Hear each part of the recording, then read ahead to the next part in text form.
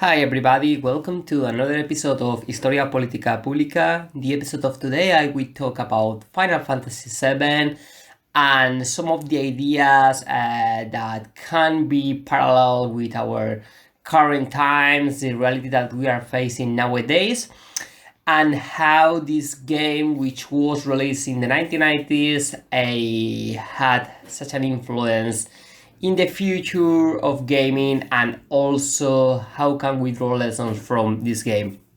This was the first Final Fantasy who came to the Western world, and it was in the decade of 1990s. It had a huge popularity among fans, and in 2020 it was released the first part of the remake of Final Fantasy VII, which covered the whole story of Midgar, obviously with many new adventures within the metropolis. And this year, in theory, it will be released the second part of the remake. But let's start to talk about the video game and some of the parallelisms with our world. For instance, in Final Fantasy VII, there are like three main groups which are the protagonists for the story. On the one hand, we have Avalanche, which is this group of climate activists which aim is to defeat Sinra in order to save the planet. Then we have Sinra, which is the big corporation which is extracting the Mako energy from the planet in order to kind of convert it in electricity, and in that sense create new technologies for society. So Sinra is the main essence of capitalism, because they are based in Midgar, which is this city clearly based on the book Metropolis, which was released in 1920s. Because you see the class difference very obvious in that design.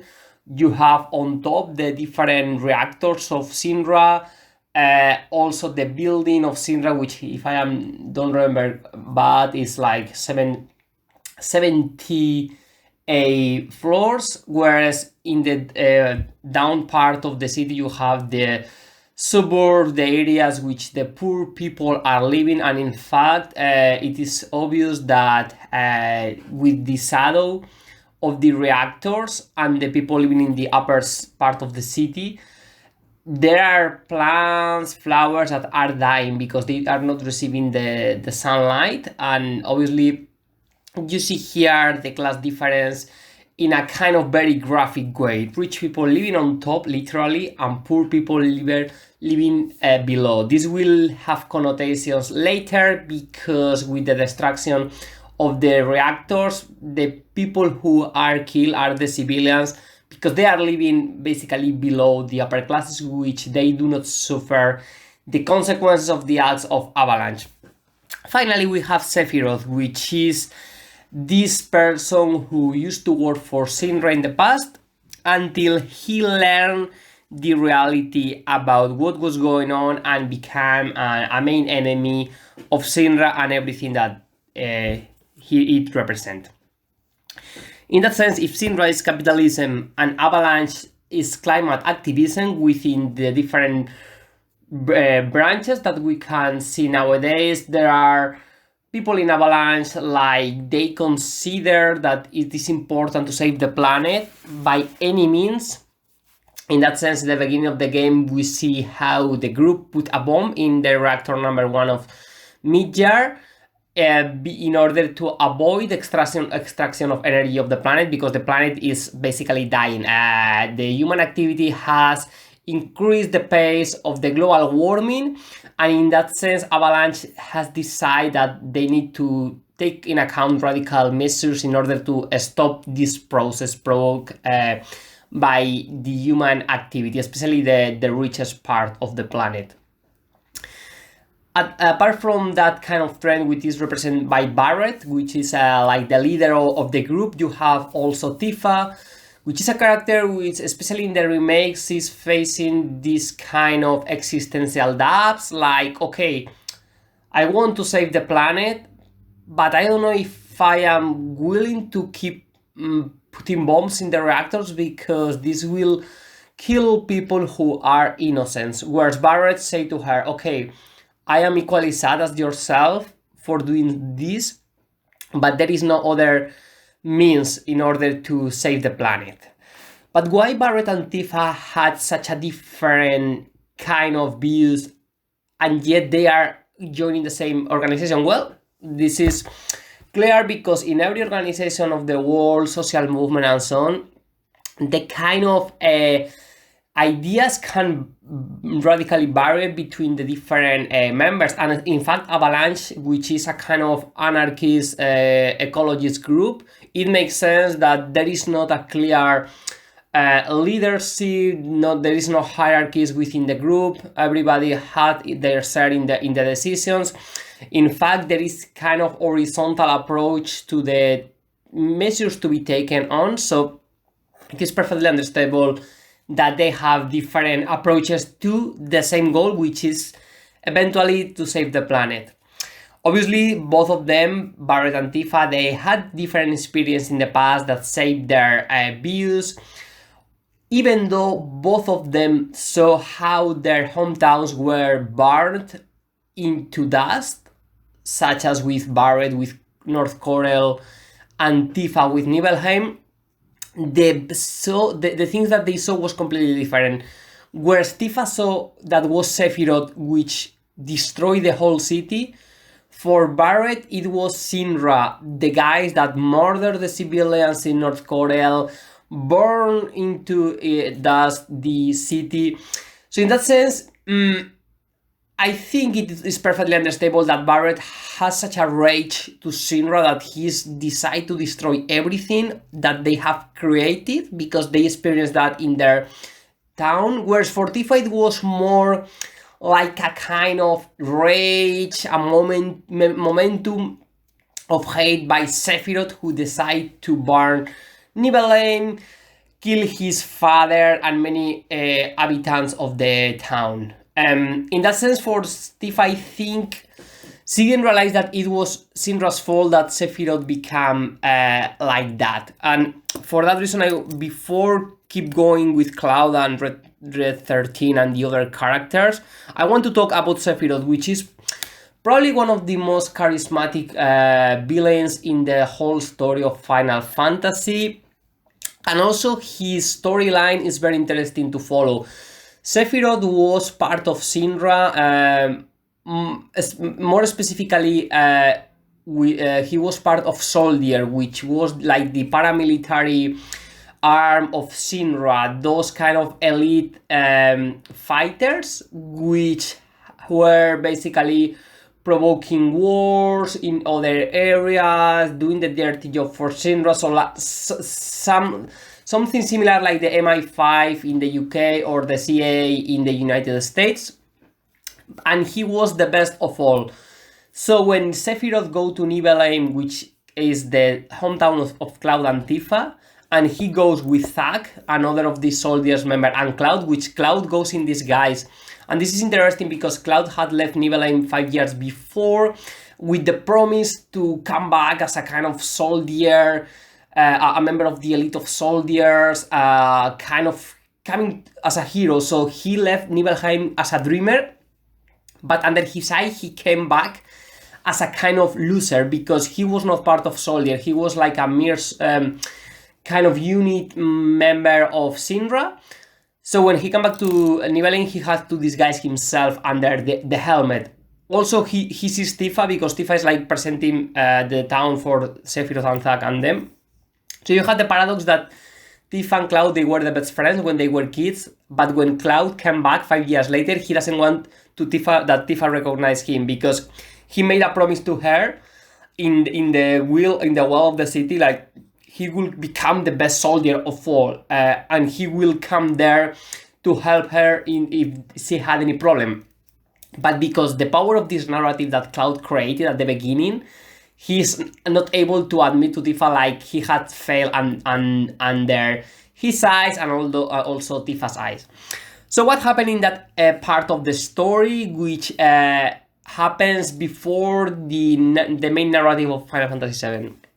it happened that they have to check a macro reactor in Nibelheim. Remember, Sindra has basically populated the whole planet with macro reactors in order to extract energy from every place.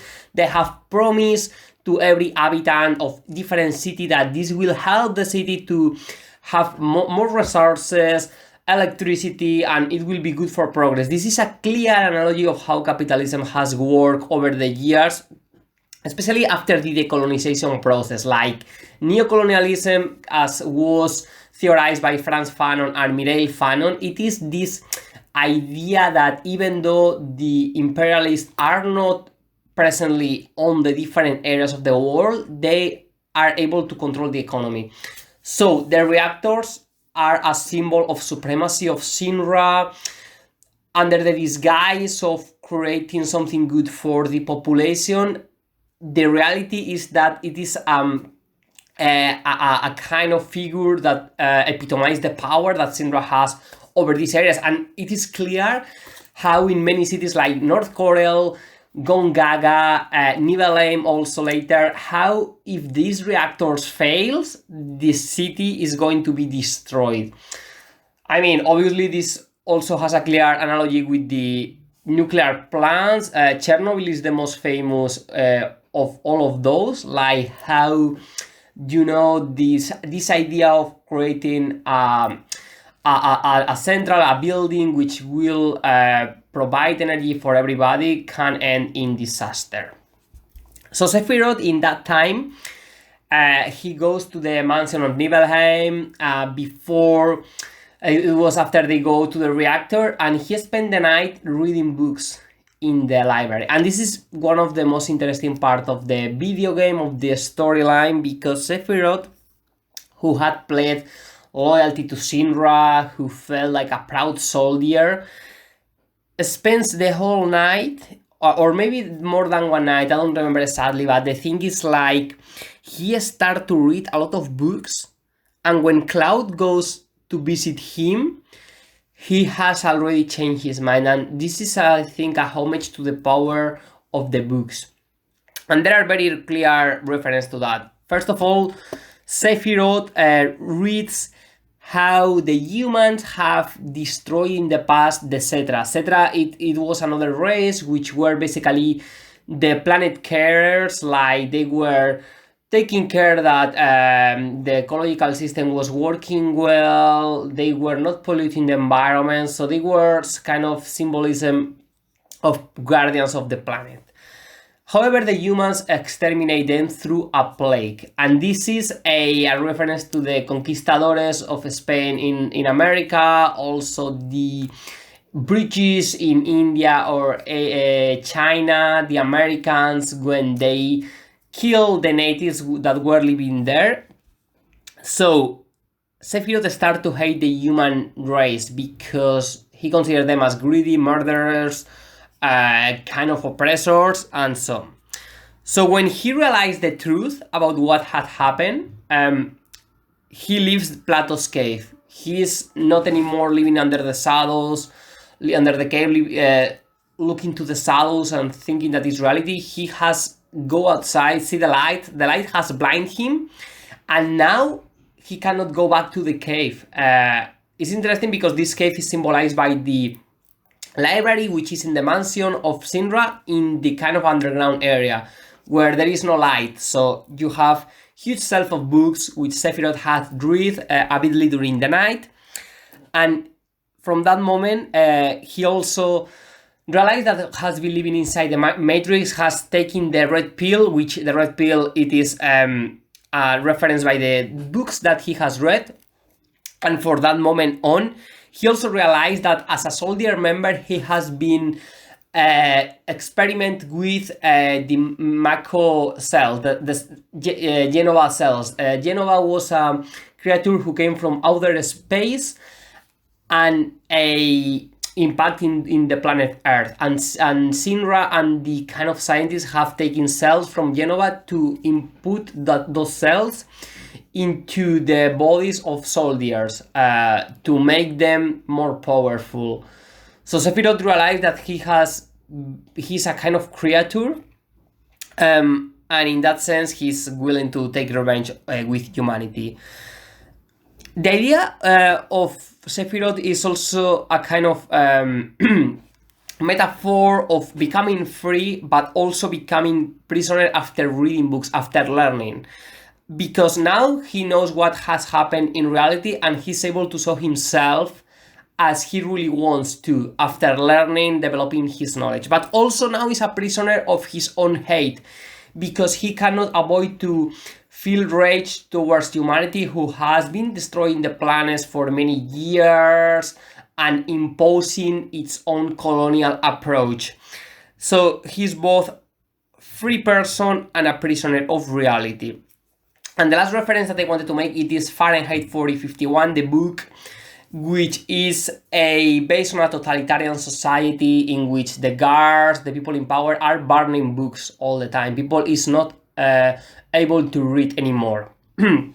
But the interesting thing is that they are not doing that for the sake of it, because they are kind of evil people who like to see the flame going upwards into the cities and kind of burning the page and the ink of the books. It is rather because, as one of the leaders rationalize, the books will always make you sad. And he's remembering, like in the past, there were many political battles, struggles between different ideologies, because people was reading too much, was learning that much, and was realizing that the world was in a worse position than they originally thought.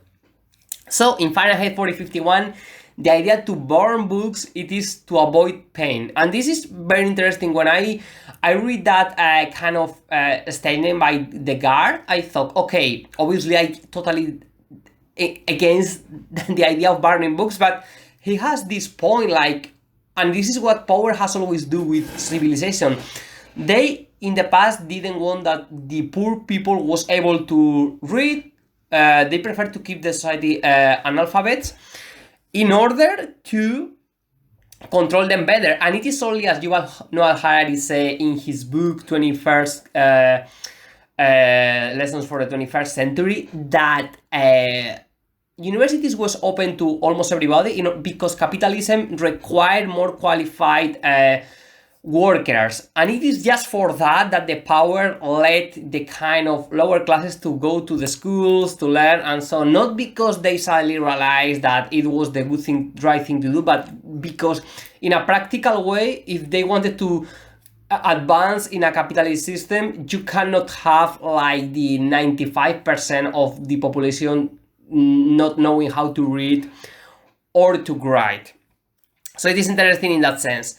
So remember, Avalanche, Syndra, and Sephiroth are the three main competitors in the story. Avalanche is after Syndra and Sephiroth. Sephiroth is going first, and Syndra is after Sephiroth. So imagine like a race in which Sephiroth is always in first place, because he wants to find this kind of dark matter in order to invoke meteorite, which is like a kind of weapon to destroy the planet. The meteor that in the past came to the planet, the Cetra used to keep a kind of key to protect the humanity in the ancient temple. But the thing is, like, if you don't now want to summon this powerful force from outer space to destroy humanity, Syndra wants to avoid that, and Avalanche also. But Avalanche also want to save the planet. So the paradox between this story is that because Sephiroth want to save the planet from the humanity, is willing to throw a huge meteor to destroy humanity that perhaps can risk to kill the planet at the same time. But he's willing to take the risk because he says, okay, humanity anyway is a kind of virus that needs to be eradicated, so I'm willing to take the risk. Syndra, which is destroying the planet with the Mako energy, extracting a clear analogy of the oil, the non-renewables energy, nuclear energy, which nowadays, through the hands of capitalists, are destroying our planet, killing sentient beings and deforestation mining the areas using fracking and so on. They want to save humanity because the Sinra members, the corporation, are led by humans, but at the same time they are not willing to stop destroying the planet. And Avalanche at the end is the group which wants to defeat Sephiroth to avoid him throwing the meteor, defeat Sinra, and create a society with a kind of an ideas of egalitarian measures, protect the environment, bring climate justice, and so on. But at the same time, when they are in Midgar at the beginning, they are destroying some reactors, which is killing people. So here we see how saving humanity and saving the planets are not always interlinked. And I think the creator of the video game made this clear, like, we need to avoid our humanist-centrist view of the planet because we are not the only species living on the Earth. But rather there are other sentient beings, populating our oceans, the Earth, and so on. And it is important that we establish a kind of harmony between all the species in the planet. I think this Buddhist idea, it is very inherent in the video game. Also, how when you die in Final Fantasy VII, you become part of the vital current, which is like this green flux, which is covering the planet and protecting it, kind of regenerating the planet. And it is kind of this idea that everything that is dying, it comes back again to life, like in the form of a plant, a kind of sentient being, and so on. The problem of Sinra is that because Sinra is extracting the energy, is destroying the vital current, and eventually this will collapse the planet Earth. That sense, the video game is a kind of persecution, a fight between these three groups. And in Avalanche, which is the group where you have the main character, you have Cloud, Barret, Tifa, Aerith, Dread 13, Kite, Sid, Yuffie, Vincent, and Sid, 9 main characters. You will find interesting points in each of them. First of all, Cloud, it is this person who makes a transition from being a mercenary capitalist, which just joined Avalanche because he needs money. And it's interesting because at the beginning, when Barret and Tifa, they are having these ethical dilemmas, and they talk about that, Cloud basically says to them, listen, I just want the money and I don't care about the planet or anything else. That's it. Barret is angry with him, but at the same time realizes that needs the skills of a former soldier in order to infiltrate the core of Sinra. And it is precisely when they go to the Sinra's building, which the skills of Cloud are obviously the most important for the group, because he's cunning, he's a good fighter, he can be more quiet in different aspects, he has more kind of mental tranquility for approach different situations. And this is obvious when they are spying in the Sinra's meeting, which Barret is more anger and Cloud is trying to relax him. But eventually in the story, we see how Cloud developed love for his comrades, love for Tifa. Obviously, they were best friends when they were kids. But this kind of love is enhanced towards the story. His love for Aerith is very interesting. Aerith is this character which is the last Cetra in the planet. She symbolizes the idea of protecting the planet. It's like the planet asking for help to humanity. She's a pure character. Even where she lives in Midgar, it is the only place in the whole below area of the city that the flowers are growing. Remember that in the city of Midgar, the people who are living in the poor areas, they do not have access to sunlight because the upper platform is kind of shadowing the whole city. But still, in the Garden of Aerith, you can see flowers growing. Why is that? Because she has a kind of power. She's like represents the the goodness of nature, the harmony between the different sentient beings, and she always have this pacifist approach towards humanity. She's like she represents philosophers like Henry David Thoreau, Ralph Waldo Emerson, like bringing peace to the planet. This Buddhist idea of connecting the different species in the earth, on the earth, and she decides to follow Cloud and Avalanche in the adventure because she knows that she will have a great kind of aim during the story. Obviously, she has the white matter, which is the kind of counter weapon against the dark matter, and in that sense, she's one of the most important characters in the whole narrative. Apart from her, we have Red the 13, which represents the wisest person of the group. Red the 13 is a kind of lion, and she's a prisoner of Hoyo. Hoyo, it is one of the members of Shinra, scientists, which is experimenting with everybody, like humans of soldiers, like Sephiroth, Cloud, and some animals, or other species like Red 13. And it is Hoyo. It is an essential kind of member of Shinra because he is the scientist which is always trying to impose ideas to progress, and we will explain later how he's able to develop his knowledge.